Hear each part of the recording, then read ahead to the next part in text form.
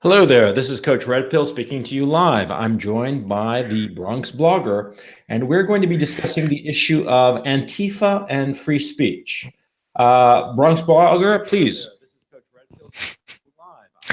Thank you for inviting me on your channel, Coach.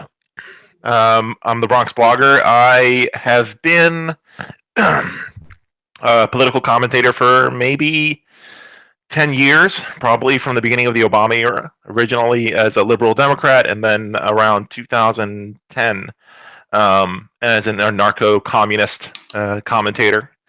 Um, Part of the my involvement in anarcho-communism has been an involvement in the anti-fascist action movement, and that's been the sort of moral center of my YouTube channel, which has been running about 3 videos a week for 2 years now. Okay, and so why don't you describe a little bit about your work as an anti-fascist, because this is what I'm very interested in. How do you get to this position? I mean, what was your political evolution, and how are you, and what do you do as an anti-fascist?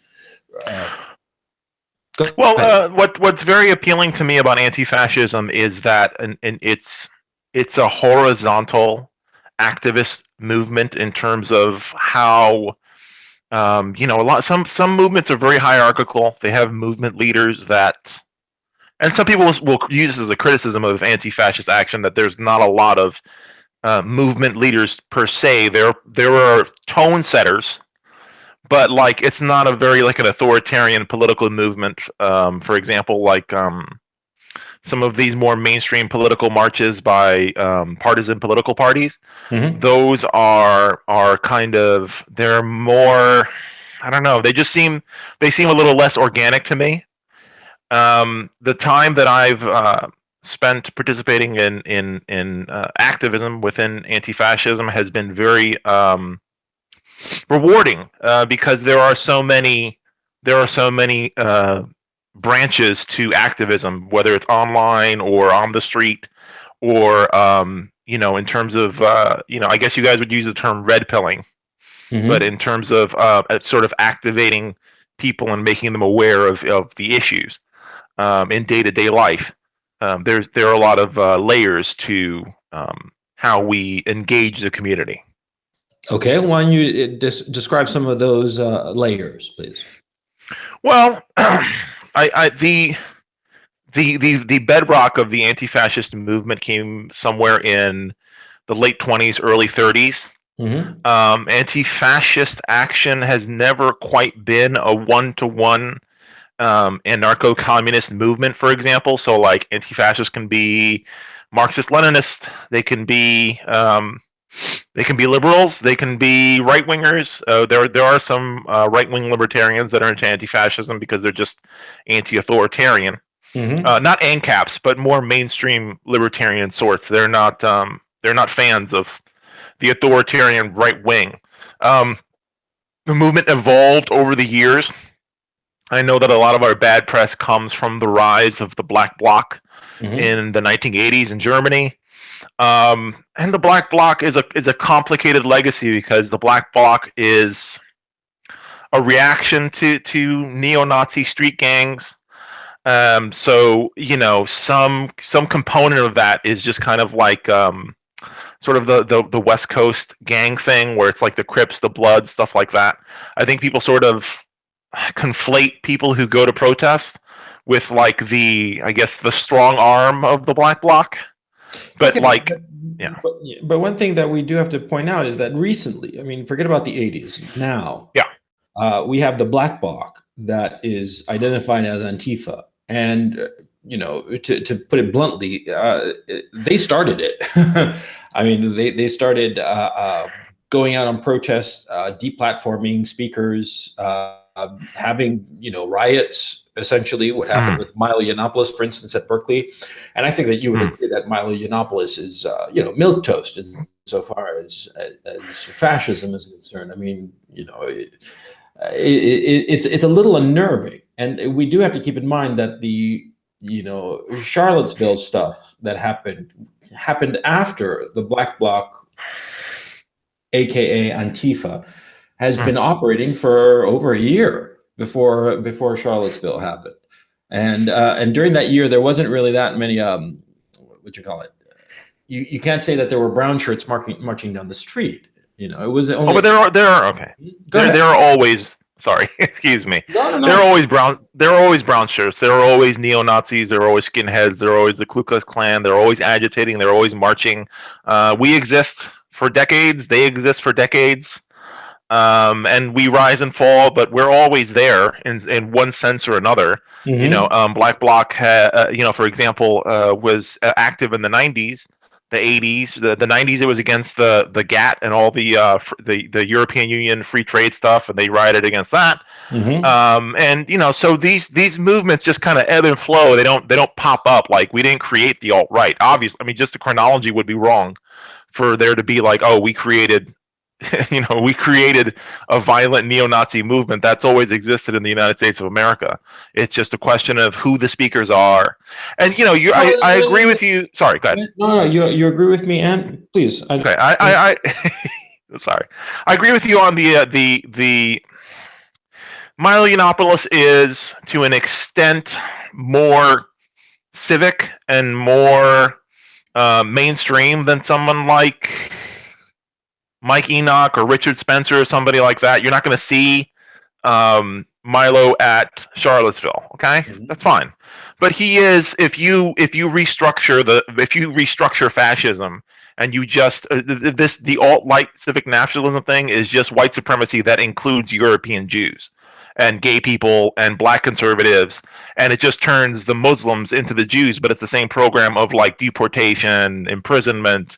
You know, it's a dehumanization program, but it now white supremacy includes people who are politically conservative aside from their other qualifiers. So I'm not going to say he's harmless. White supremacy now includes Jewish gay men with black husbands. I don't. Well, I think I'm being figurative, right? Meaning like the structures of white supremacy, the structures of fascism, 20th century fascism. But wait a second. You're talking the structures of white supremacy. Now, one would think that the basis of white supremacy is white supremacy. So how exactly can a Jewish gay guy with a black husband be considered white supremacist and embraced by a white supremacist? I find that hard to believe. He was exposed late last year in some leaks of his emails. Did you read that stuff? No. Please tell me, educate me. You can follow up on this and not only on left-wing websites, but if you say something, I'll take you at your word. Okay, so please. Okay. What happened? Okay, so Milo was exposed to have some connections to the alt-right proper. Connections to Jared Taylor's Renaissance, connections to outside sources that Breitbart had to rein him in on. Mm-hmm. For all that I'm not a fan of Steve Bannon, Steve Bannon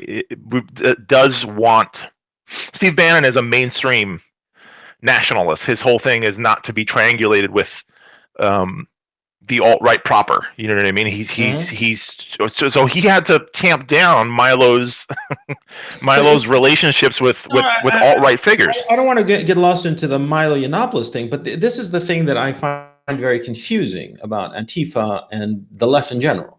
You say that Milo Yiannopoulos is structurally a white supremacist or fits into the structure of oppression of white supremacists. But the thing is, prima facie, his person and his personal circumstance and the things that he has actually said are such that no white supremacist worth his cotton is going to want to be associated with him. So I don't quite understand how Antifa and the far left can conflate somebody like Milo Yiannopoulos, who in prima facie and in word and deed would not be considered by anybody a white supremacist, yet Antifa and the far left conflate him as a white supremacist. So I want to understand this notion of that.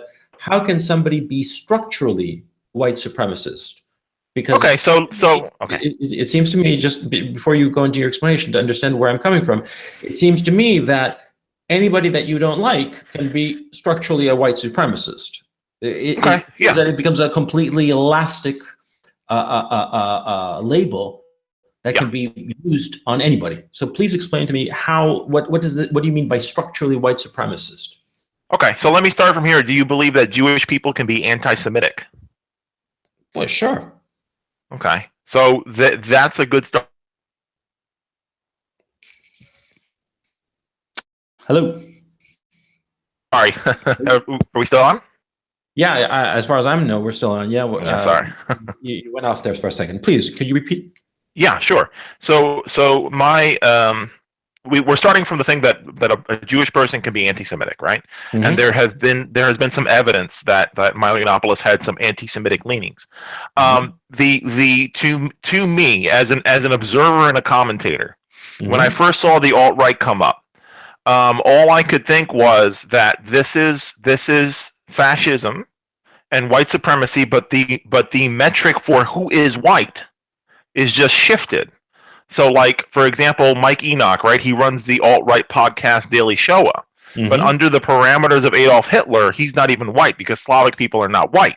Milo Yiannopoulos may not be white under the metrics of Adolf Hitler, but under the standards of the early alt-right that now refers to itself as the alt-right, he's white enough. He's white enough to agitate for grievance against so-called identity politics of the left. If we're just using eyeballs, Milo is a white man. Like, his skin is white. He's from Europe. What about the fact that he has made an issue? That's why I'm bringing it up, of his personal life, that he married a black man. So, how is that structurally racist? Who you have sex with doesn't change what your politics are. I mean, that doesn't, just because he picks a black person for this intimate position in his life doesn't mean that he is like a civil rights activist or something like that. It's just sexual. That you could completely fetishize and objectify someone you sleep with. Well, no, but he actually got married to this individual. I mean, I myself am opposed to gay marriage, but you have to respect the emotional commitment that would entail. It's not something taken on lightly. So it's not merely somebody that he has sex with, but it's somebody that he legally shares his life with, and presumably half of his possessions belong to his spouse. So it's not such a casual, oh, he's just fucking him. It's more to it than that, right?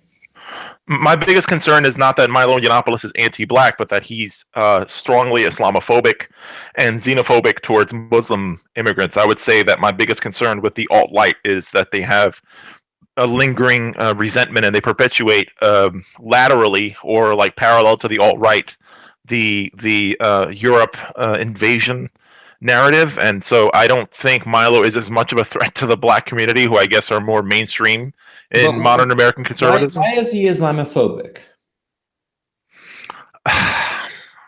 It's not a question of immigration, right? So, like, if Milo was like, he wants to stem mass immigration because it undermines British labor, I would back him. He would probably get support from Jeremy Corbyn.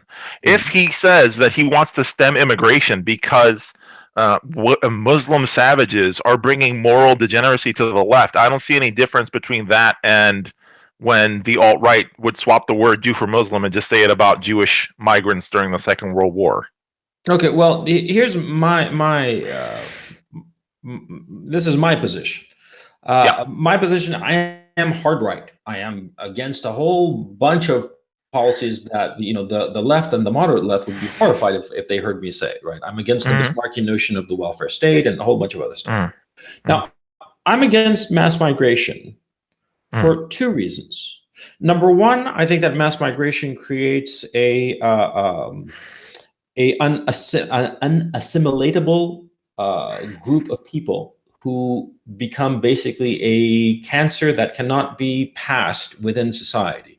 They become ghettoized, and they focus on their own little, the little Pakistan kind of situation, which I've seen in Great Britain. And I think that is bad for social cohesion overall in society.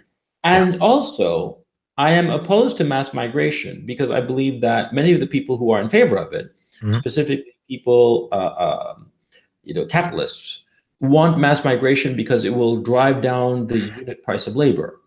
And yes, I agree with you on that.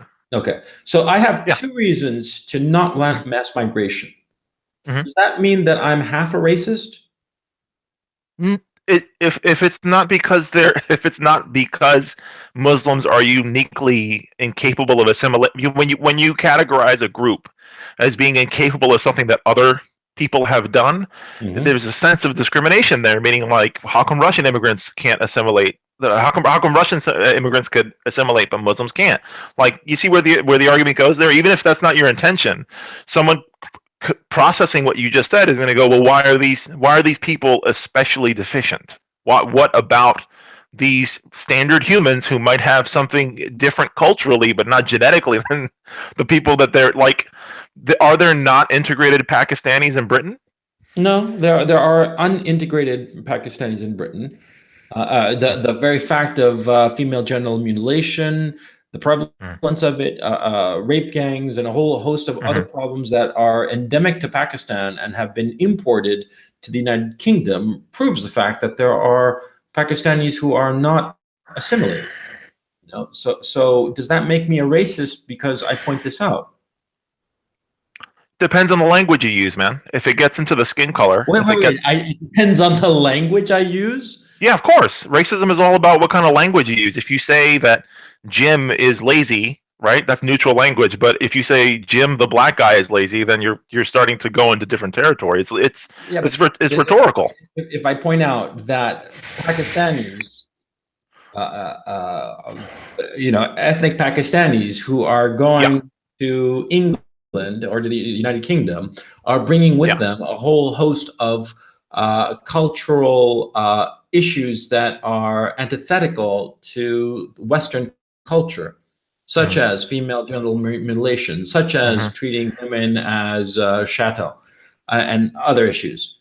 That makes Mm-hmm. me a racist for just pointing this out, or how do No, I no, how do no. I If you use neutral terms like that, then obviously you're not saying brown skin. I mean, I've seen you. You're a pretty olive skinned dude. I mean, I don't even know if I would really categorize you as white, but like, as long as you're not using like it's because they're brown or because brown people are less, and it's not racist. It might be xenophobic if you're like every single person in Pakistan is a rapist. That's xenophobia. But I'm not going to say you're racist just because you're like Pakistan blank. Like, no. Okay, so we were talking about Milo Yiannopoulos. I mean, Yeah. I'm not, in this conversation. I'm not interested in talking of him per se. What I'm interested in Yeah. talking about is the fact that in Berkeley, Antifa Yes. shut down a speech that he was going to give. Now, it was Yes. a pretty standard speech. He had given it before, and Mm-hmm. nowhere in that speech did he talk about the little brown people. Mm-hmm. He just talked about specific migrant issues of different groups, and he identified them in the neutral language Mm-hmm. that you seem to approve of when you and Yeah. I are discussing it now. Yeah. Okay, so I want to know, in your eyes, Yeah. should Antifa have protested at Berkeley and disrupted his speech? I support counter protests, but I don't think that it should have gotten to the point that human lives were in danger, particularly a counter protest where students could have gotten injured and Yeah, yeah, property damage. The but you're kids end up eating that. but you're in favor of protesting in order to disrupt a speech.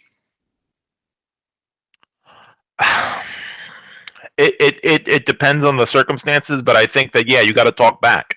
There are different ways to talk back to somebody, but I don't think that Milo should be able to make his point. Now, I don't think if Milo was debating Noam Chomsky, that would have happened. I think that balancing the dais is a way to preclude that kind of stuff. You know what I mean? Why, Or if he was, why does the dais have to be balanced? Why can't just one guy say what is on his mind and say it without being disrupted?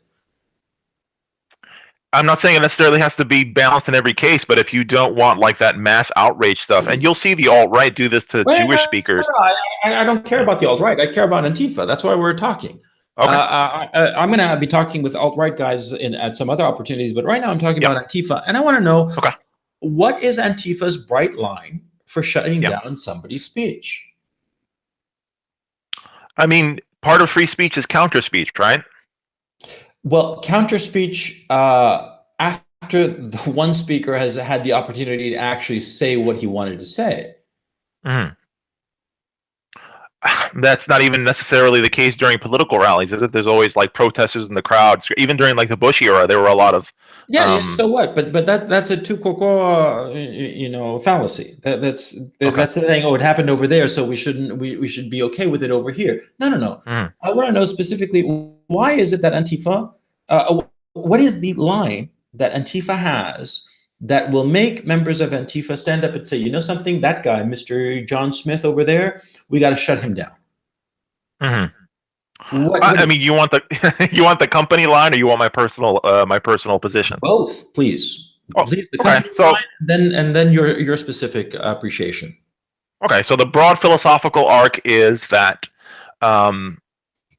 if you platform fascists unchallenged, right, and there are people who would designate Milo Yiannopoulos' what you call hard right politics, they would deem that as a form of fascism, as a threat to the lives of vulnerable people, migrants coming in crisis situations from third world countries to the first. They would see his language as a precursor to anti-immigrant violence.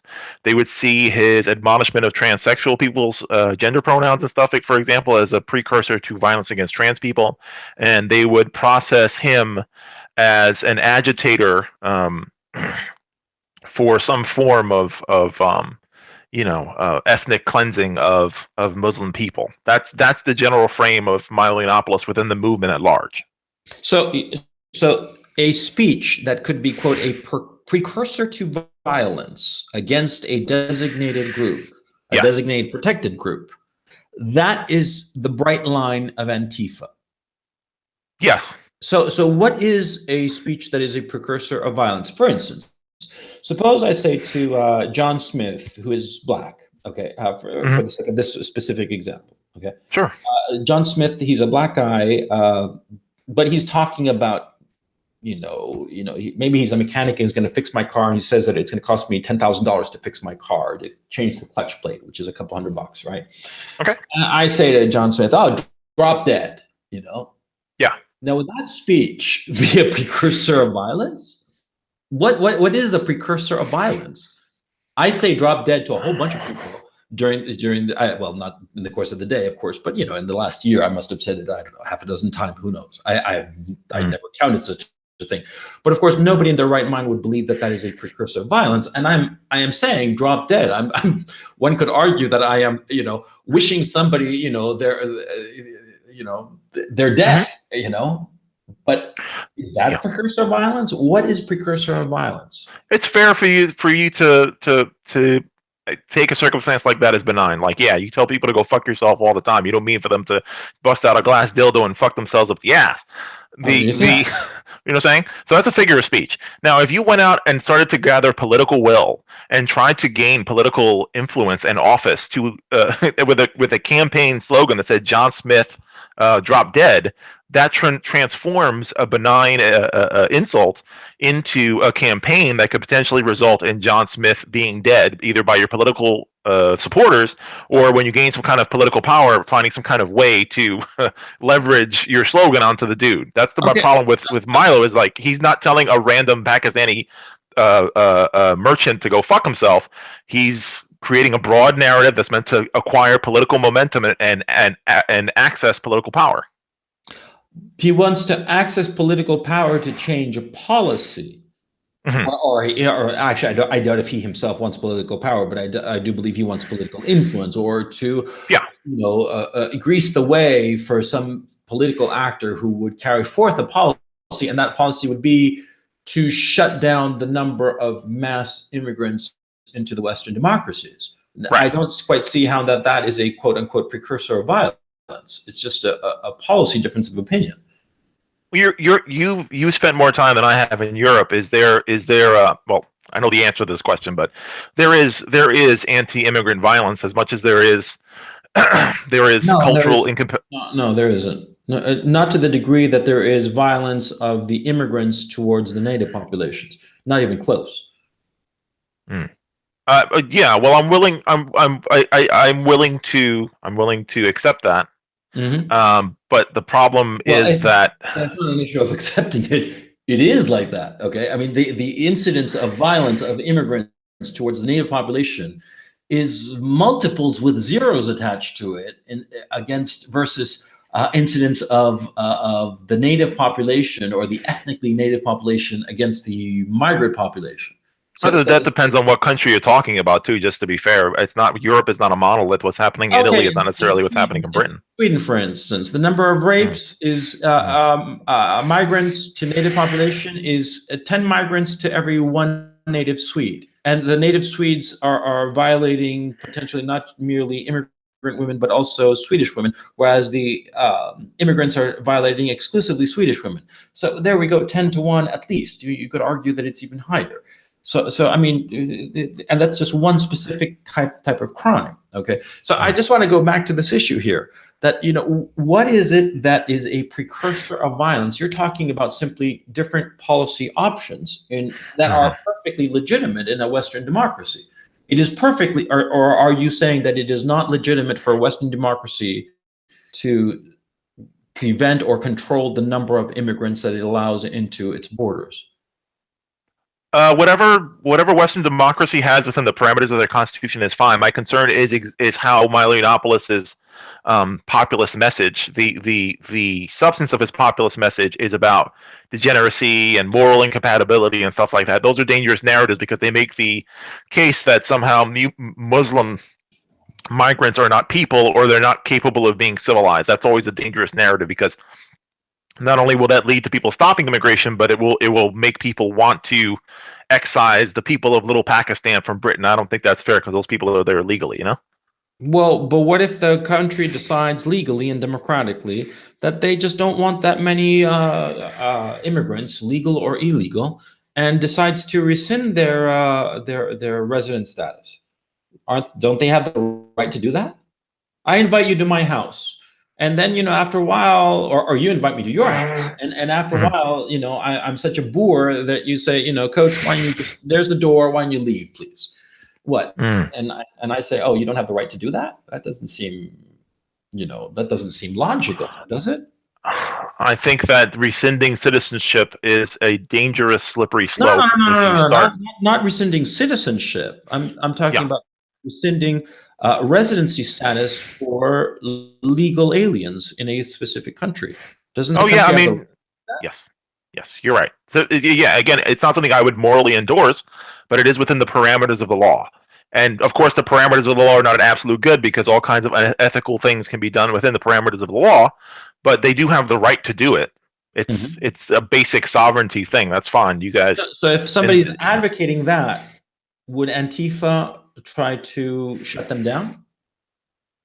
It depends on how they're advocating. I know that it seems like tone policing, but it's very much so linked. For example, you didn't see Antifa beating up on the previous conservative American movement because the Tea Party were libertarians. All of their arguments were about economics, so they would face off against Occupy Wall Street, but that wasn't really Antifa. Antifa is about identity, and Antifa is about humanization and dehumanization. So once you cross that Rubicon, you're going to provoke the ire of this movement. Okay, see, in this conversation, that's exactly what I want to know. I want to know what's the bright line that if I cross it, Antifa is going to come and crack my skull open. I mean, that's cracking the skull open is a little extreme in terms of Antifa to say that every single Antifa person is going to bust your head open for the same reason. Well, look, I mean, we've seen in demonstrations that Antifa, in the Yiannopoulos, I hate to dwell on Yiannopoulos, but it's an easy example because it was very clear. They certainly wanted to crack his skull open. If they'd had half a chance, they would have done it without a hesitation. And he just wanted to say a few things, a few jokes and what have you. So I'm okay. Okay, that was flippant on my part. He was trying to proselytize his political point of view, but that's perfectly legitimate in a democracy, right? I mean, I would say that I have the right to no matter how crazy my ideas might be, don't I have the right to say whatever I want to say and try to proselytize people to my point of view? Or is Antifa going to police me? Is Antifa going to depends on the outcome. Like, if for example, an anti-Semite is trying to. So it depends on the outcome. So sure. You're talking about anti-Semitism. but what if it's I want to cut the deficit by raising taxes and cutting social services? Then Antifa gets to crack my skull too. I've never seen any anti-fascist engage in beating down on Milton Friedman types. That's not even substantiated. Well, yeah, well, not yet, because if the door is open to that, isn't it? Not from any of my experiences in the movement has anybody been like, we're going to really organize against tax cuts, dude. Like, I've never. That's the thing, because that is the concern of the people who are opposed to Antifa is that where is the line? You keep changing the sucker, okay, and that's why I wanted to talk to you about this, okay. Sure.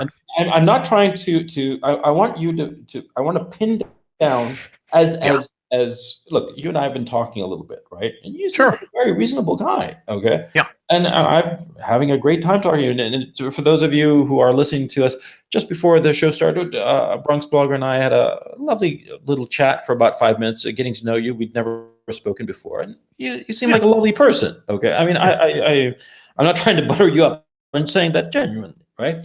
But this is the thing that and I understand you from the little I've gotten to know you. That you seem like a very reasonable guy, but I want to understand the movement that you, in our conversation, you are representing to an extent. Sure. Because naturally, you are closer to that movement than I am, certainly.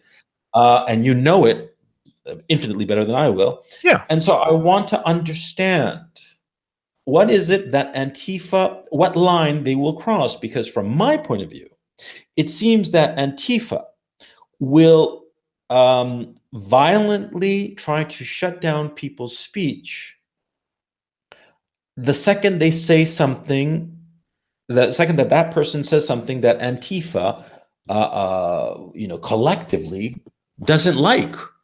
And what is that? It could be anything. It could be, if I say, oh, we should cut social services, because now they're not, attacking people for, excuse me, for advocating cutting social services, but maybe tomorrow they will. I mean, what is it exactly? Because as a free speech absolutist, which is what I am, sure, you're free to say whatever the hell you want.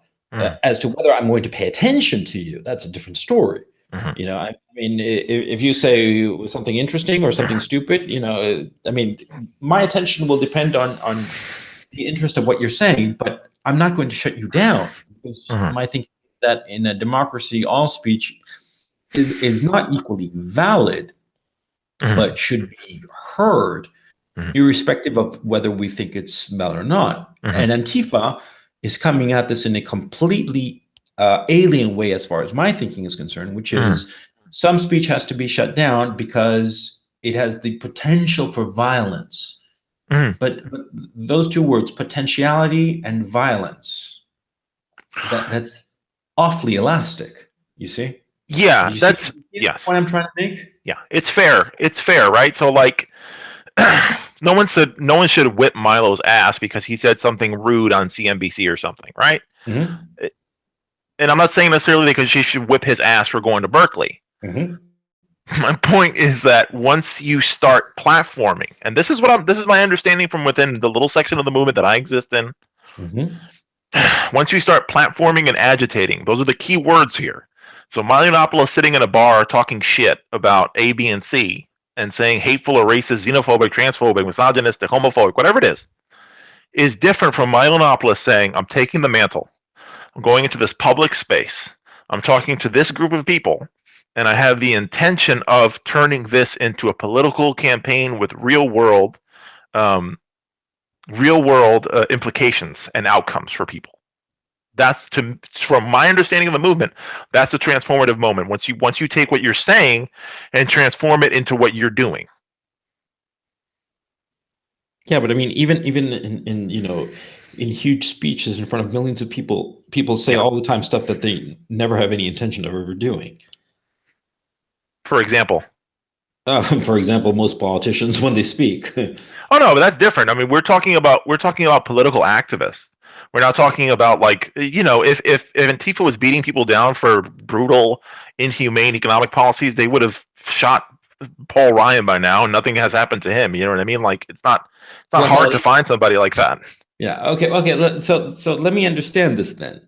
It depends on two factors then. It depends on the speech that the person is involved in, which it could potentially go against principles that Antifa has, and in combination with the size of the audience, whatever platform he's going to be on can give him. That's what you're saying. Is that accurate? Yeah. How many people can they organize? How many people can they collectivize? No. Yeah. Wait, you're just saying that, as I understood you before, correct me if I'm wrong, I understood you before to say that depending on the size of the platform, meaning, of course, as I understood you, and correct me if I'm wrong, that if X platform has, say, 100,000 people watching, or Y platform has 10 people watching, then X would be a bigger platform than Y. It's irrespective of whether the platform in and of itself is intrinsically bigger.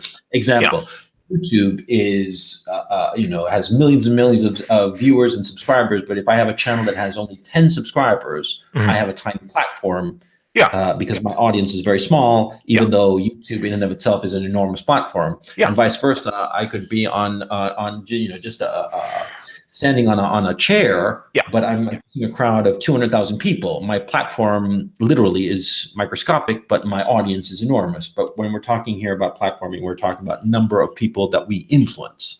And so you're saying that the number of people that you can potentially influence is a trigger for Antifa to shut down what you have to say. Is that correct? It's relevant, yeah. I mean, like, for example, if like a pedophile advocate had 1 million subscribers on YouTube, like, it wouldn't even take Antifa to shut that guy down. You would see people from all across the spectrum going in like, this guy needs to be cut out because he's mainstreaming this toxic, destructive thing. I'm not interested in other people. I'm talking about Antifa. And Antifa, if I have a channel that has 2 million subscribers, and I'm saying that immigrants should be sent back to their country of origin, Antifa would come and shut me down. Or would not physically, but they would confront you. They would confront you in the space that you're in, and they would speak back to you. I'm not going to bullshit. People would probably flag your content as hate speech, and if it fell within the terms of service for hate speech on that platform, that's just one tactic. You know what I mean? Okay, so basically, what you're saying is that Antifa will try to silence a person who has a large audience, if what they're saying isn't that basically the definition of terrorism? I don't know if I'll use the term terrorism. If you're mass flagging a YouTube video, I don't think that's terrorism. You're basically using violence or the threat of violence or other extra legal measures in order to silence and or intimidate somebody into silence. Well, if these platforms don't shut people down, like Twitter doesn't shut people down, YouTube doesn't shut people down unless they violate TOS. So it's not extra legal because it's within the parameters. What you're saying is mass flagging, and everybody knows that you can flag one of the lol kitten videos for hate speech if you felt like it, right? Yeah, but once there's human oversight, they won't. If that was the case, then Red Ice TV wouldn't exist on on YouTube. Do you know about Red Ice TV? Yes, of course. If that worked, then they wouldn't be around, would they? Yeah, but the thing is, Red Ice TV has been harassed enough that YouTube already knows that the flags on Red Ice are just superfluous. I'm talking about somebody who has 1 million subscribers. Well, it doesn't matter. I'm not going to go into the hypothetical because that's a waste of time. But the thing that I'm trying to point out here is that from my view, it seems that Antifa is trying to silence points of view that are both popular and that it doesn't like, which is the essence of a democracy. There's another layer to that, but do you believe in the idea of hate speech? Do you think it's possible for hate speech to exist? No, I think that there's no such thing as hate speech. Actually, the Supreme Court said that there's no such thing as hate speech. There's just speech. Okay. There is speech that is illegal. For instance, defamation and libel. For instance, saying things that could cause imminent harm in the public space, i.e., yelling fire in a crowded theater when there's no fire. Okay. Yeah, incitement, right? Yeah.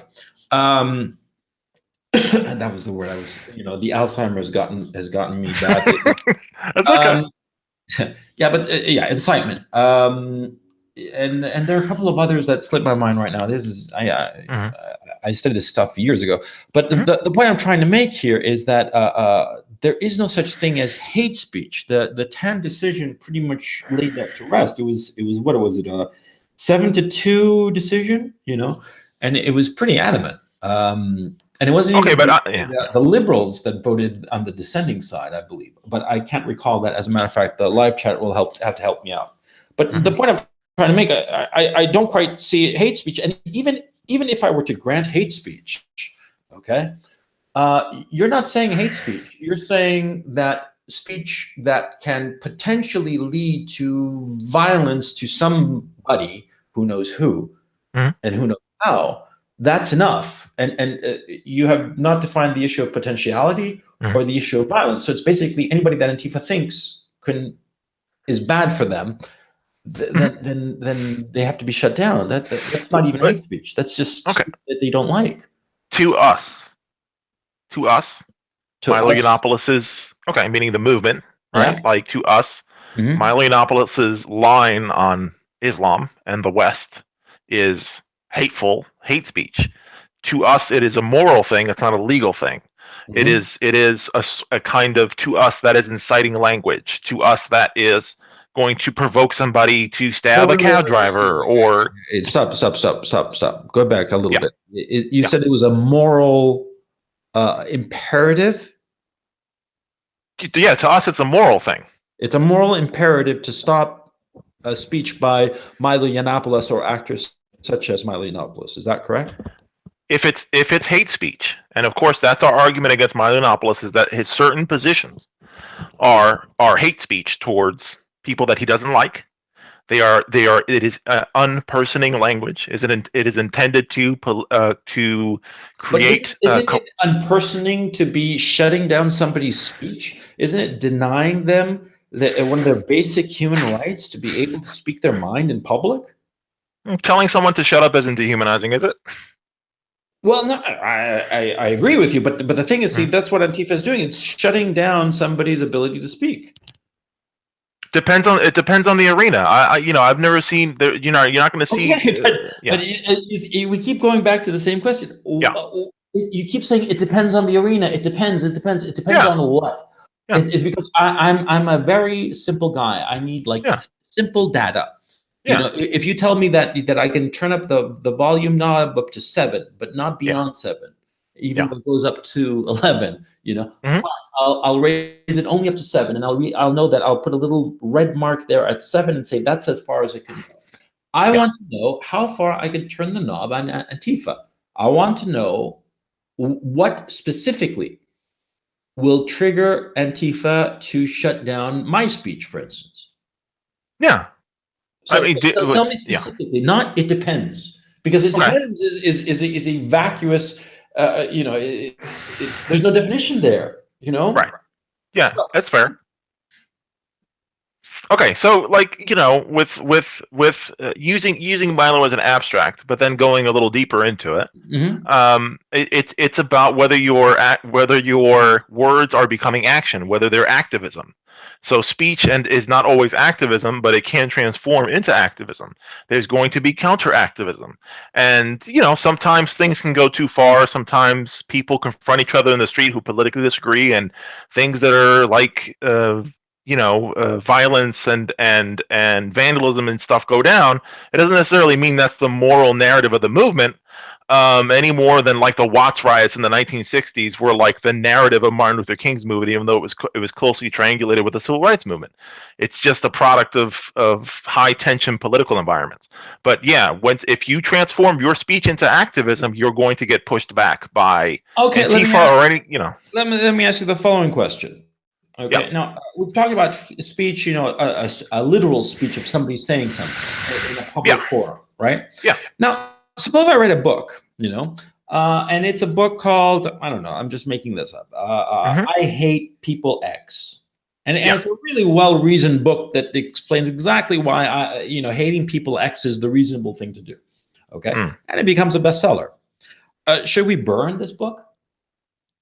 Is Antifa going to go out to the Barnes and Noble or to the Amazon warehouses and just burn them all down? Are you talking about hating postal workers, or are you talking about hating Chinese people? Hating Chinese people, say. Okay, so that, and I'm giving you my moral justification. If the number one book in America is "I Hate Chinese People," then Chinese people are not going to be safe. Speech is transformative. Speech does matter. Speech does affect people. Speech does affect what people do and how they react to other people. So if the number one book in America is "Fuck Chinese People," you're damn right I'm going to put it in a fire. Okay, so suppose it's not number one. Suppose it's number 20 on the nonfiction list. I mean, I'm not a big fan of the bell curve, but I haven't felt compelled to burn any copies of that book. But if that book became very big, then yeah, part of huge, and it was actually on the top 10 of the New York Times bestseller list back in the day. Would you feel that you should go and burn the bell curve? I'd hold a demonstration and burn that thing as much as I would burn the American flag if I felt like it. That's free speech, right? Yeah, sure. But would you burn enough copies so that people couldn't read that book? Couldn't read the I don't think that's necessarily possible. That's just, have you ever studying history? No, forget about whether it's possible. We're talking, the hypothetical situation. Would you burn enough copies so that nobody could read the bell curve? Would I be willing to put something like Bell Curve or Mein Kampf out of existence? Like, yeah. I mean, that's just a moral thing for me, at least. Do I want Mein Kampf to exist? No, fuck that. Not you could. There's nothing of value lost if you completely annihilated Mein Kampf from human existence. It's not worthwhile. It's not helping anybody. It's a purely destructive piece of literature. So you are willing to burn every copy of Mein Kampf because and you yourself and I assume your brethren as Antifa would be willing to burn every copy of Mein Kampf off the face of the planet because you feel that it's not something worthwhile. Do you think that Mein Kampf is a valuable piece of literature that should be kept around for historical posterity? Me personally, yes, absolutely, no question. What's the case? Well, the case, it goes directly to the motivation of the principal leader of a political movement that, whether we like it or not, influenced history in a determining fashion. So yeah, fucking A, I want to keep that book around to be able to read it and understand it. Okay, but your interest in it is academic. No. But the majority of people who touch that book, it's like a moral Bible for them, and it leads to like terrorism and stuff. That shooter in Italy the other week that shot the African migrants, he had Mein Kampf in his room, dude. Like it doesn't. Well, there are people who cause violence because of the Quran. So should we burn the Quran too, for the same reason that you've just outlined that we should burn Mein Kampf? Man, if there was a epic of Muslim people fucking throwing gay people off of roofs, I'd burn every Quran in existence. I'm not religious, man. I don't care about But you're just saying that you'd burn every copy of the Quran. So we should burn it now. Is that what you're saying? I don't think the majority of people who pick up a Quran kill a gay person, particularly not in the Western world, not in the first world. But it happens a lot, enough that there's like a whole subculture of videos out there of footage of Quran waving Muslims tossing gay guys off of rooftops. And dude, I'm not for the Quran. Throw all that shit away. Burn the Bible. I don't give a shit about that stuff. Those things don't have any moral value, in my opinion. Like they're garbage. So from your point of view, there are books that deserve to be burned because from your point of view, they have no intrinsic value and they are in fact detrimental to people, and therefore to protect people from these bad ideas, they should be burned. I think that within my political movement, there's something called propaganda of the deed. You ever heard about that? No, I'm sorry, I haven't. Okay, so for us, we have something called propaganda of the deed, where, for example, if you hold a demonstration where you burn 100 Korans, you make it clear that it's about reacting to homophobia or the killings of gay men or female genital mutilation, then that's the propaganda of the deed. It's not about the book itself. It's about what burning that book means in terms of political speech. Mm-hmm. Do you think that the Quran is as destructive a piece of literature as Mein Kampf? Do I wouldn't. I would have to compare the statistics to tell you the truth, and I'd never sat down and thunk it over. But I'd have to look at the specific statistics. But say that you could say that Mein Kampf. Let's just say it's simplistic, but let's just say for the sake of this conversation that Mein Kampf led to the killing of, I don't know how many people died in World War II. I mean, all in, right? 20 million people. Let's just say 20 million, just for shits and giggles, right? Yeah. Well, I'm not belittling anybody's suffering, of course not. I'm just saying this. No, yeah, I know. Okay. I mean, I'm saying out there for anybody autistic enough to take me at face value when I said shits and giggles, right? Okay, so 20 million for Mein Kampf, and just say a million for the Quran. Just say, okay. Yeah. 20 million and a million, it's still the number is full suffering. So any kind of mathematical comparison or arithmetic comparison is really silly, right? Both cause enormous suffering. And you're saying that Mein Kampf should be burned because there's nothing intrinsically valuable, and there are a lot of people who carry it as their justification to commit acts of violence. And I counter to you that there are a lot of people who carry the Quran and use it as the justification to commit all kinds of heinous acts, and we've seen these heinous acts as of late. So it's not like I'm making this up, right? And so from your rationale, it would be perfectly fine to be burning the Quran, right? Yeah, as long as like your premise for burning the Quran is not that Muslims are scum or something like that. You know what I mean? Like some of these like right-wing American soldiers burning the Quran, they don't give a shit about gay people getting killed. They just don't like brown Muslims. You think that Nazi skinheads are scum, right? Yeah, I think that somebody who goes in the street and does what Nazi skinheads do is a scum person. I don't think they're irredeemable. Like if a Nazi gives up that. Well, wait a second. You're saying that Muslims aren't scummy, even though they follow this book filled with hatred and directs its followers to violence, and yet on the other hand, Nazi skinheads, they are scum. Are there benign skinheads? Are there benign skinheads? I'm sure there are. Are there millions of benign skinheads all over the world? Because there are millions of benign Muslims who carry mundane, boring lives every day, driving a taxi, and they're not killing homosexuals. There were millions of mundane, benign Nazi Germans. So there are, in the modern world.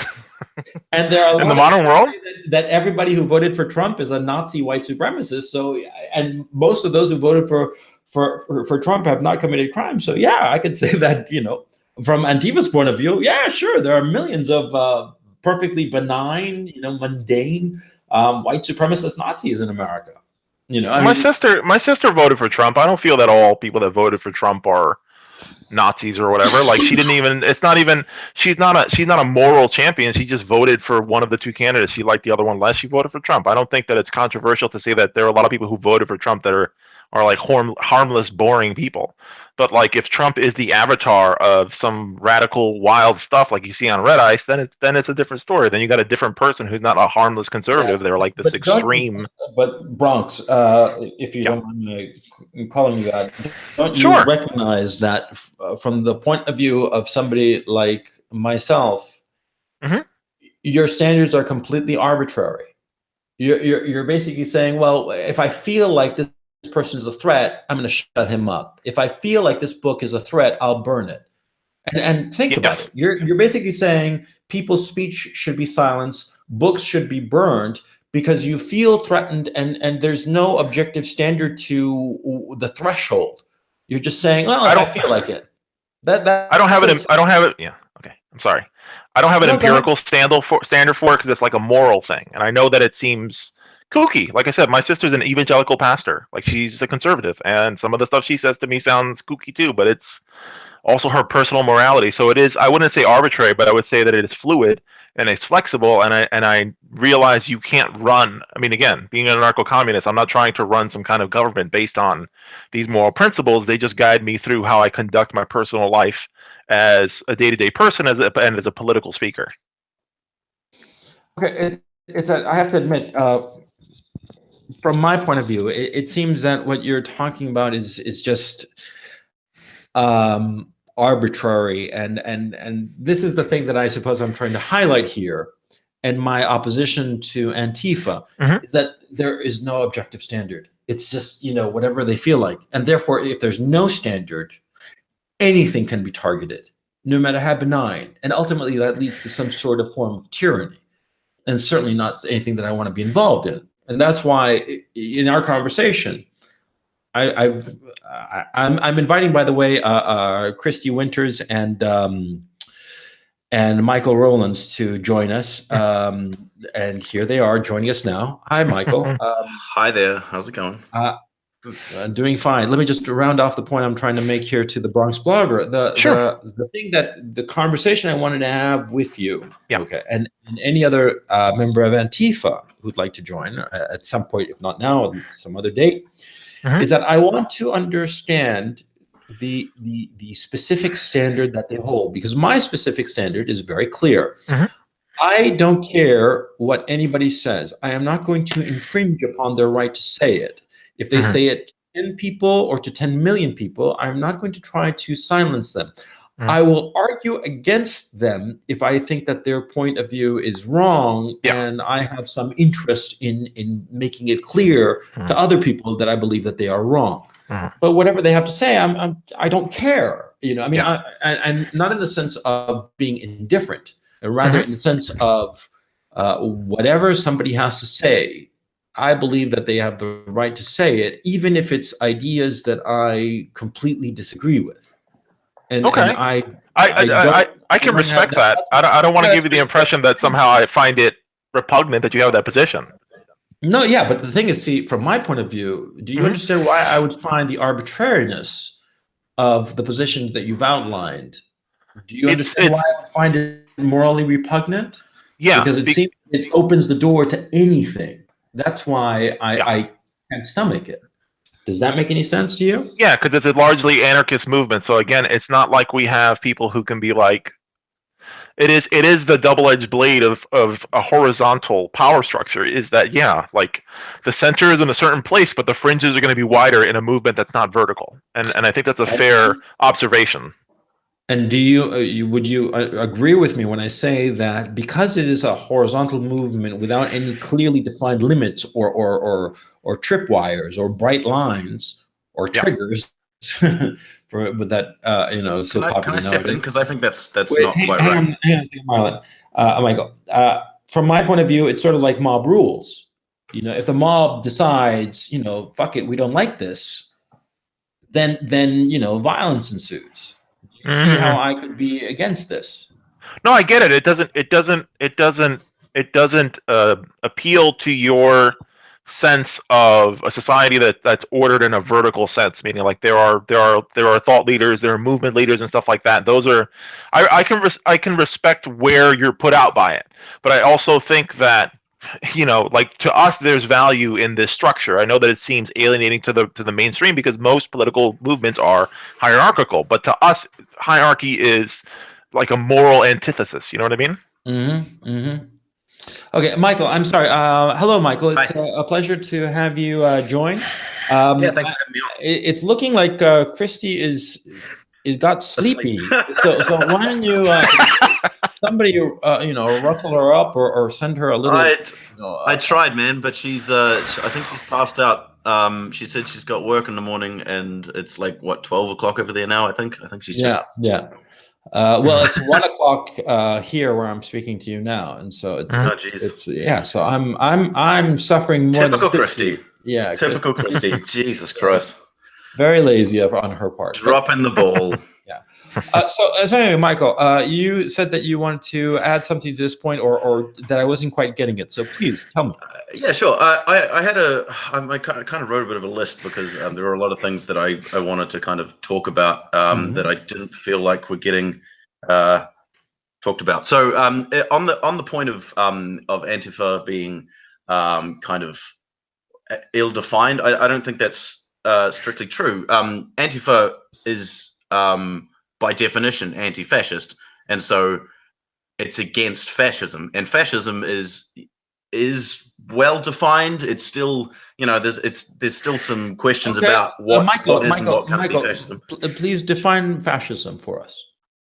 Sure. So fascism is what do you call it? An ideology which is concerned with nationalism. It's heavily racist, against human rights, sexist, supremacist of military. Wait. Racist against human rights. No. Sorry, it's racist and has a disdain for human rights. Okay. That was two separate things. It is what did I say? Yeah, it's a nationalist, racist, very white supremacist ideology. I mean, there's definitely you can look up. So only a white supremacist country party can be fascist. There can't be like say not necessarily, but fascism is inherently white supremacist. I mean, you look at all the fascist ideology. What about Robert Mugabe? What about him? Well, he advocated a black supremacy movement that pretty much went along with your definition of fascism. But so just because he's black, he can't. So do you think that he was a fascist, or is he defined by many as a fascist? No, I'm asking you. So I'm trying to pin this down. So you're basically saying that fascists can only be white people. No, I'm not saying. I mean, this was another point that I wanted to bring out. You can be racist or sexist or transphobic or whatever, and also be those things. That they aren't exclusive to. I mean, like you were talking about Milo Yiannopoulos and the fact that he's married to a black dude. I mean, that doesn't stop him from holding racist ideas. I'm from Chile, right? And a lot of people say that the Pinochet dictatorship was a fascist dictatorship. But Pinochet was not a white supremacist because he was Hispanic. So he's like a self-hating fascist Latino. I don't understand. You can be, like I say, you could be black and be racist against black people, or you can be fascist. Sure, you can. Oh, you can. So would Antifa be against Robert Mugabe? Yeah, hell yeah, of course. Okay, sure. Of course, we don't look at Mugabe and go, man, that guy's cool. I don't even like fucking Adolf Castro. I mean, I have no interest in kissing Fidel Castro's ass or any of that stuff. I'm not on board for. Yeah. So yeah, that would be kind of ugly. But no, seriously here, I'm trying to understand because basically what you're saying is that Antifa defines fascism only as white guys in the Western democracies. No, I mean, like I say, fascism is a reasonably well-defined political ideology. Okay, because like what's happening now, for instance, for example, is that Antifa is attacking people as fascists who do not self-identify as fascists. Who identify self-identify as fascist. It's like saying, "Oh, I'm not a racist," but also holding racist ideas. Exactly. But like in South Africa, right? Yeah, but in South Africa today, this is happening now. We have a 90% majority black population with a black government, the ANC, which is, by your definition, fascist, and they are trying to exterminate the minority whites in South Africa. They discriminate against them. They go after them. So isn't the ANC fascist, and shouldn't Antifa be fighting the ANC?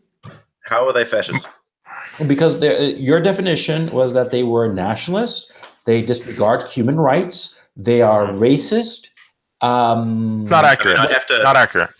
It's just not accurate. No, African National Congress. I'm not going to go with you on that. I'll give you Mugabe, dude. He's been fucked up. He's been fucked up to white people's fine. But like, African National Congress started as a communist organization. Yeah. So and then I mean, Mussolini started as a far left too. And I understand, but Jacob Zuma is not a far right authoritarian. You can say that he's being unfair to the Afrikaners, fine. But like, he's not a fascist dictator. He's killing them because they happen to be white. The government is killing white South Africans? It's allowing them tacitly for that to happen. It's not sending. It sounds like hashtag white genocide, which is a whole bunch of bullshit. I'm sorry, but no. It's not bullshit. It's actually happening. Be focusing on so we have before we were talking about people who no, have because actually this been is Michael, this is what I want to point out to. It seems that your definition of Antifa means that it can only be certain people can a certain racial profile can be fascist. So isn't that in a sense saying that your version of anti-fascism is No, I never basically said kind of anything. racist?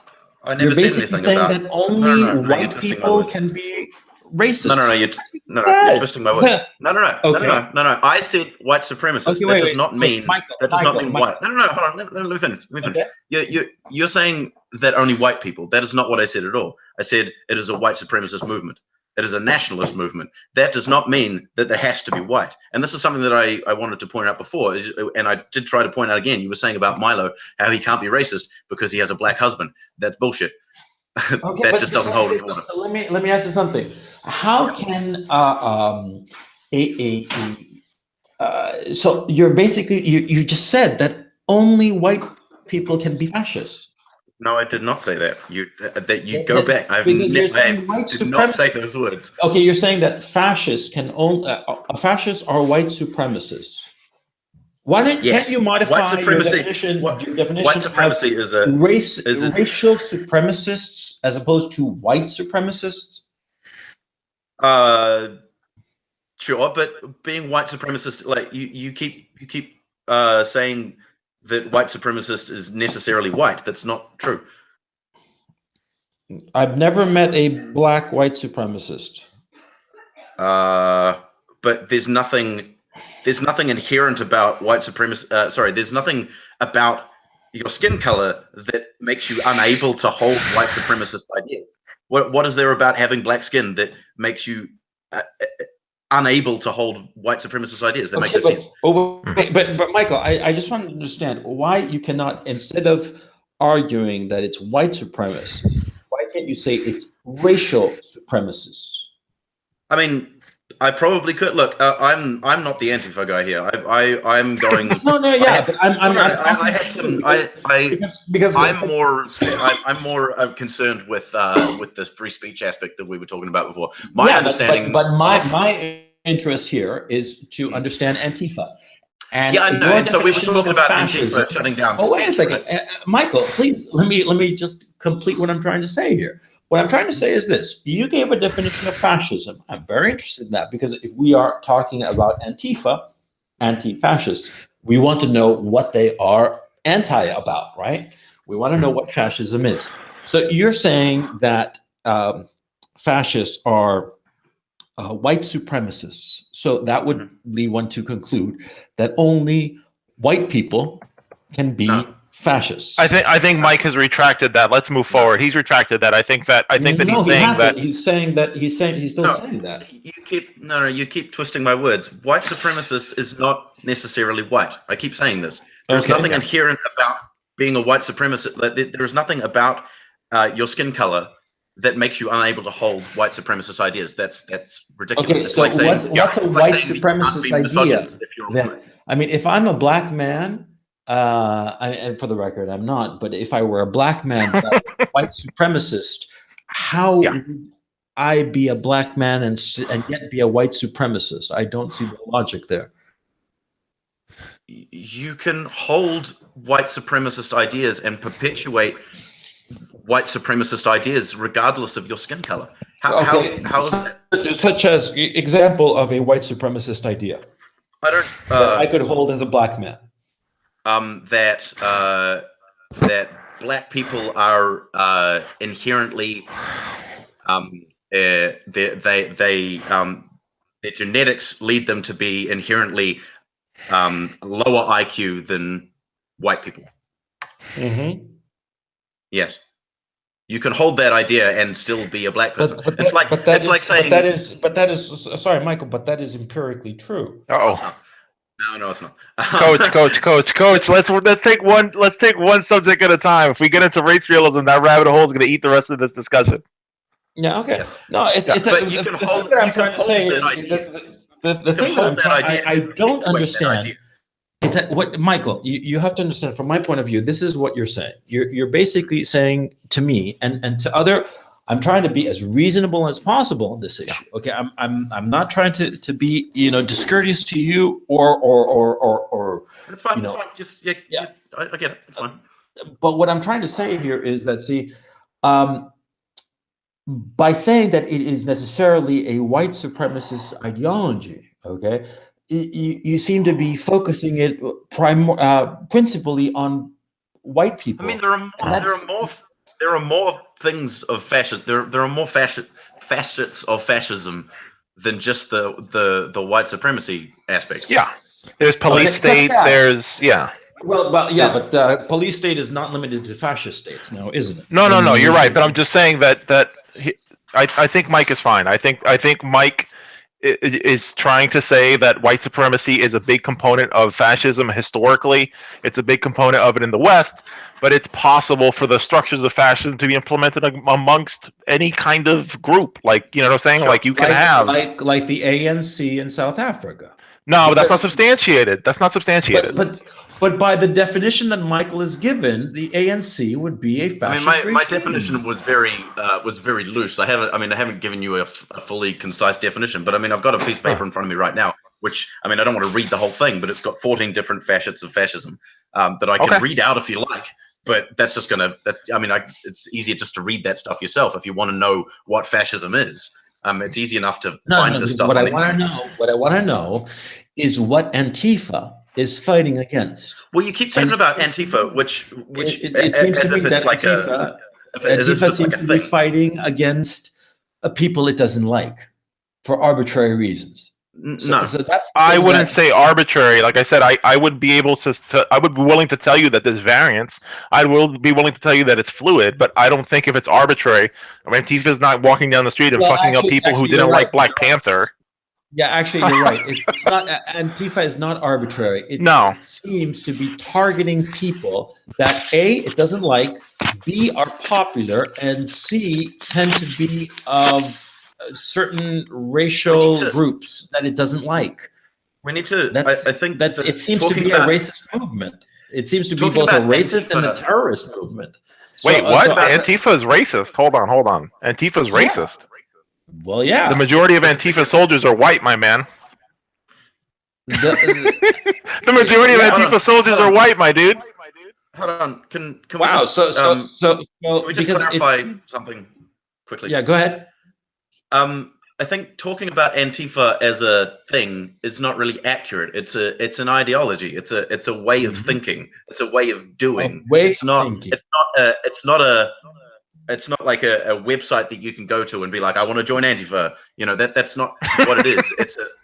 It's a way of thinking, a political ideology, which is inherently anti-fascist. That's the basic of it. Mm-hmm. And so you, as a person, can go about doing things that are anti-fascist. You can protest. You can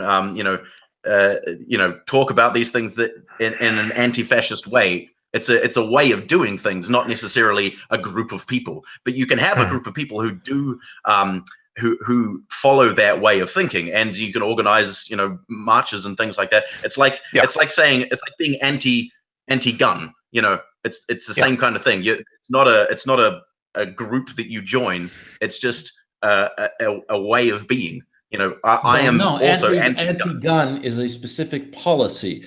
And so it's not. Yeah, and Antifa is a specific policy as well. It's anti-fascist. Okay. So it's the same thing. It's a pity that Christy Winters isn't here because I wanted to ask her this. Okay, so I'll ask you, Michael and Bronx. Here's the thing. You guys have heard perhaps of this group of women in Germany called 120 decibels, right? I support them. Yeah. Okay. Now this group. They are, the name, for those of you listening who don't know, the name 120 decibels comes from the sound level of the anti-rape alarms that the police have been distributing to women in Germany because of all the rapes of the migrant immigrants, right? Now, recently, just a few days ago, as a matter of fact, 120 decibels did a march in Germany. Now, this march was against rape. which I would think that all of us here, the three of us here, and I wish Christy were here to discuss this issue because it touches on her specialty. Oh yeah, Christy's in Germany too. She really is. You should have a one with Christy about this specific subject. I think she's very well suited for it. Yeah. Let me give Mike. Wait. Yeah. I want to finish this point.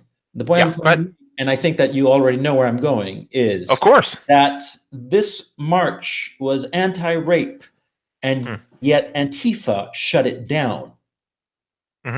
What's that all about? You want me to explain it? Yeah, I'd like to know why Antifa is afraid of women speaking out against rape. Okay. Please explain that to me. Very quickly. Mikey. Yo. Mike? Okay, so I'm gonna give you the group's position on and some context on this march. Okay, is that cool? Yeah. Sure. I have no idea about this at all. Okay, so 120 dB is an offshoot of Identity Europa. Does everybody know who Identity Europa is? It doesn't matter. No, but I can guess. Yes, but it does matter who Identity Europa is. It does matter who Martin Sellner it is. It does. It's political context. Okay. It does matter. The movement didn't occur in a vacuum. It's just like it matters that Me Too is related to the Democratic Party of the United States. It matters that Daughters of Europa, who run the 120 dB campaign, are anti-Me Too. So they think that women in Hollywood should obey when white men put their fingers up between their legs. But they have a problem with immigrant rape. Margaret Sanger, who is in favor of abortion, was also in favor of eugenics. Should all people who are pro-choice be discredited as being pro-eugenics? But it kind of tells you. It kind of tells you something about policy again. The argument from hypocrisy. So let's talk about the specifics. The specifics is that there was a march against rape by women. No. Excuse me. It doesn't matter. 120 dB is not about. Okay, let's put aside all that. I just wanted to do that for Michael because Michael, he has a little less information than we do on the specific stuff. I just want to inform. Sorry, go, Mikey. Sorry. Because from what I've read, I just read something very briefly, and from what you've said, Bronx, it sounds like it's not that they're against rape; it's that they're against migrant rape, which is conspiracy theory nonsense. I mean, you brought up something before, Coach, where you said that rape in Sweden and rape from migrants in Sweden is on the rise and all that sort of shit. There's no evidence to substantiate those claims. This is proper. No, there isn't. No, it's not propaganda. It's no evidence. Factually accurate. No, it's not. Factually accurate. I'm looking at an article Hold on. Okay. There's no evidence to show that rape is on the rise because of migrants in these countries. And so if we have a movement. If we have a movement of women like this who are against, I'm going to have to tell you right now that if you're going to deny reality, then there's really no point denying reality. Conversation. I need to finish my point. That Sweden has the highest incidence of rape in Europe, from the Urals all the way to the Irish Sea, and it is an objective fact that 9 out of 10 rapes are committed by a migrant in Europe. The fact that Sweden does not want to report that doesn't change the reality of it. Hold on. So if Sweden doesn't report it, how do you know that that's the case? If they're not being reported?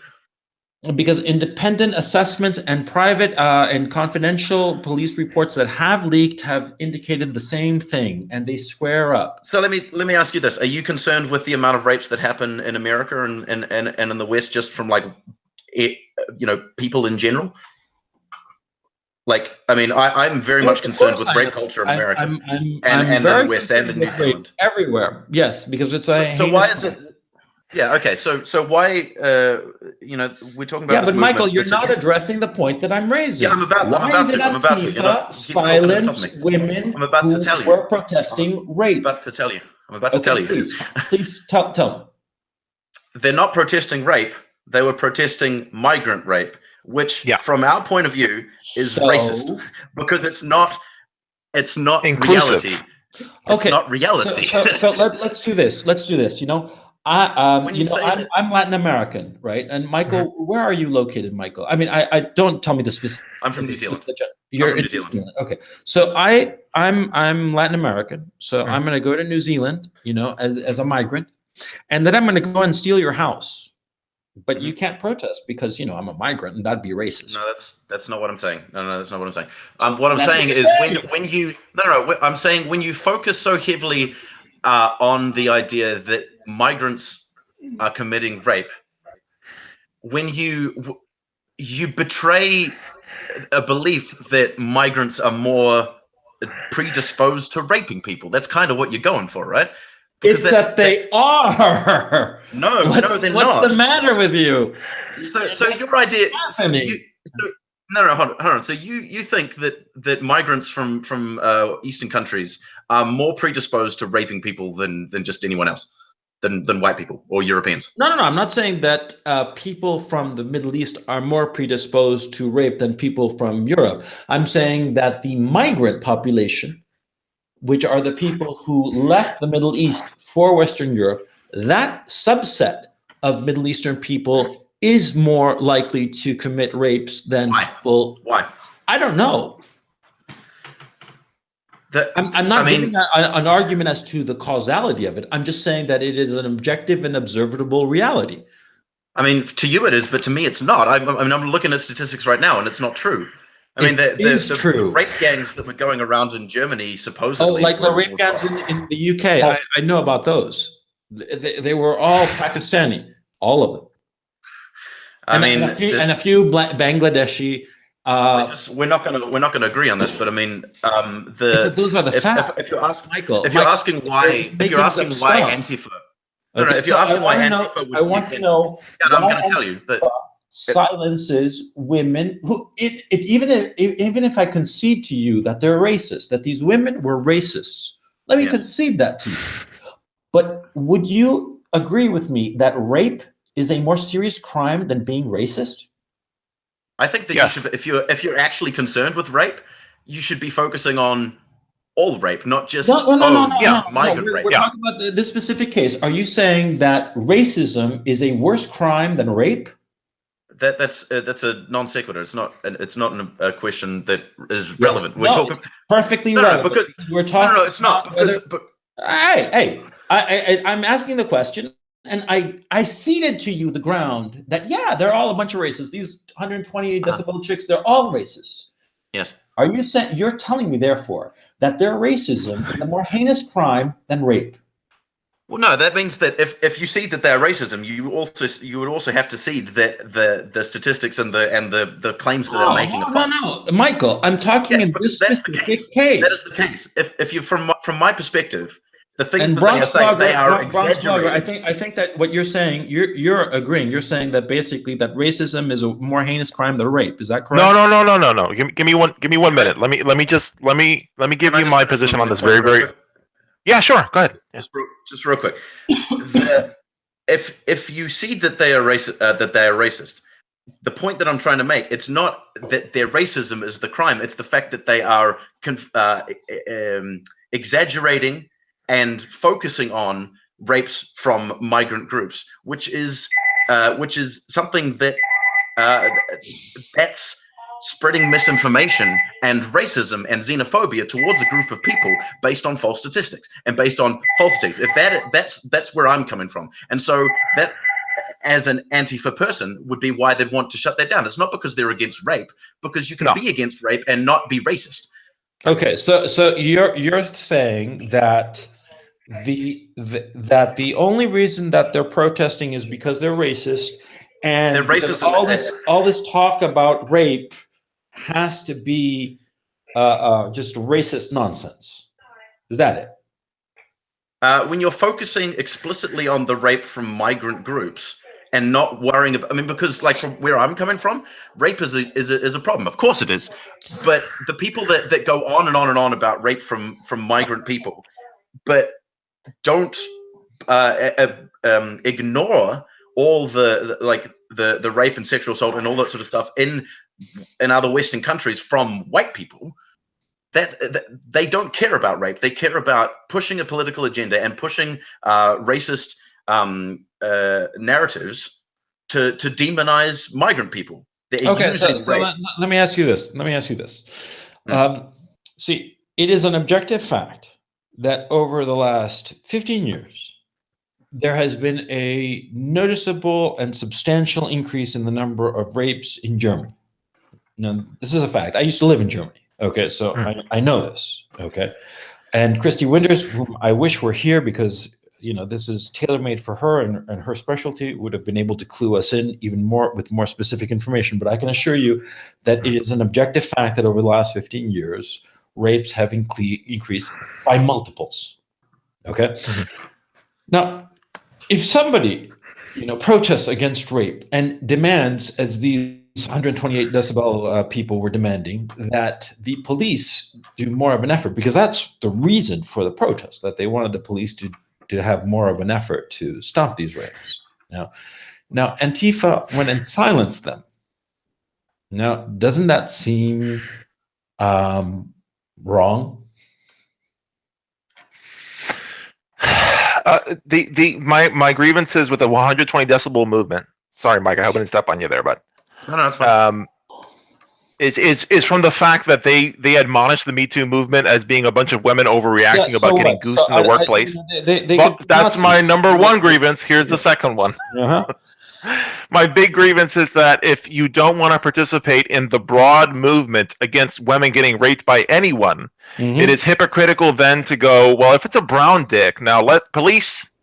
I got that white guy raped me. It's cool, man. That brown dick, not a brown dick. You understand? You see the problem? It's like I don't think anyone in Me Too is cool with Muslim rapists. I don't think anybody in Me Too is like, wait a minute. Now, if it's a brown dick, it's cool, man. Let them off, no problem. But conversely, the women from Daughters of Europe are number one. That movement does not contain any victims of migrant rape. These are not victims of sexual assault. These are people co-opting. It doesn't matter. I've never been raped myself, and I'm against it. Just because I haven't suffered a crime doesn't mean that I don't have the right to be against that crime. It does matter that I've never been murdered, and yet look at me, I'm against murder. That's what I was saying before. It's people using the idea of rape to demonize migrants. Existing white identitarian groups that are already anti-migrant becoming agitators for a political movement that contains no rape victims and of a highly exaggerated, yes, there have been Muslim migrants who have raped and killed girls. There's no proof that they do it statistically more often or to a greater extent than the average German, Sweden, Russian, Romanian man. But even okay, I'll grant you everything, Bronx. Yes. I'll grant you everything. That they are racist. That their movement is racist. But you're still basically saying that racism is a worse sin in your eyes and your morality. No, you're ignoring a whole bunch of stuff. Well, no. I mean, bottom line, being against that movement is against them spreading racist and demonizing a group of people. And using rape as the catalyst for that, when they don't even actually care about rape. They don't actually care about rape, my dad. So saying that racism is worse than rape is missing the point. It is the point. It's the point of Antifa's actions in this particular circumstance. And their actions they're not actually against rape. Their ideology is to be against migrants. Sure, they say that they're against rape. Michael, you didn't listen to me. I am conceding that fact. I am saying, yeah, sure, they're a bunch of racists. I mean, I don't actually know this, but for the sake of this conversation, I am conceding your point to make the larger, broader point that Antifa is more concerned with racism than rape. Not accurate. How is that? The problem Antifa has, one of the problems is that they're not actually protesting about rape. They're not actually protesting about rape. They're actually just leveraging rape as a platform to spread xenophobia. If it was there are no survivors. If there was a survivor of a migrant rape at the head of that movement, you would get a lot more legitimacy instead of a bunch of political opportunists. Wait. What about when whatchamacallit, Tommy Robinson, right? He always goes around with some chick up in some town up in, I forget the name of the girl in the town, but Alzheimer's, as I've said before. But he's been targeted by Antifa. It's because he's a fucking Nazi. Tommy was part of the EDL. The EDL is a fascist skinhead organization. Yeah. So I mean, so what? So you're asking me why Antifa is against skinheads, bro? Like, of course we're against Tommy Ron's a fucking skinhead. Yeah. Okay. But the point is that you seem more concerned, with if somebody's a fascist or somebody is a racist. Rape is part of the culture of fascism, dude. It's the primary paradigm for engaging with women. Coverture literally means you own your wife, and if she says no, she can go fuck herself. Come on, bro. Like, rape is part of fascism. If you think I became an intersectional feminist because I don't care about rape, you're wrong. Okay. Well, look. Okay, we've been going on for an hour and a half, and I usually try to end my streams at this sweet spot, because like after that, just people are spinning their wheels and just like running around.